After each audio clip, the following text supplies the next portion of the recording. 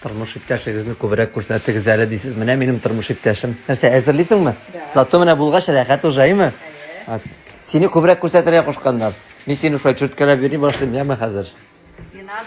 Ne şekilde nadı. Mene ol şuraya hazır aşağı paketini, kıyarlarını aşağı. Annem pomidorunu aşağı. Yuvav. Ну, şulaydı короче.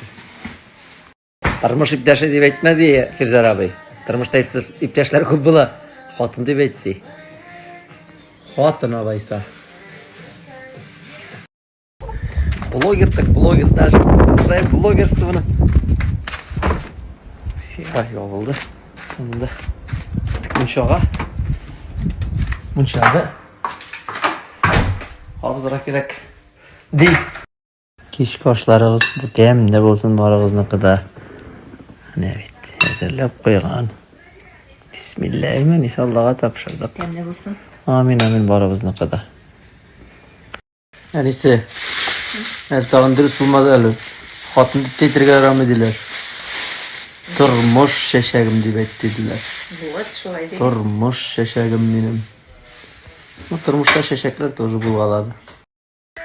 Yani sen ilk soradık bunda bir fikirler kile. Turmuş şeşegi deyip de etme. Helal fitti beyt. Turmuş kubelegim, kugar şenem anda bir kubindir. Kim diye beytim sana? Helal.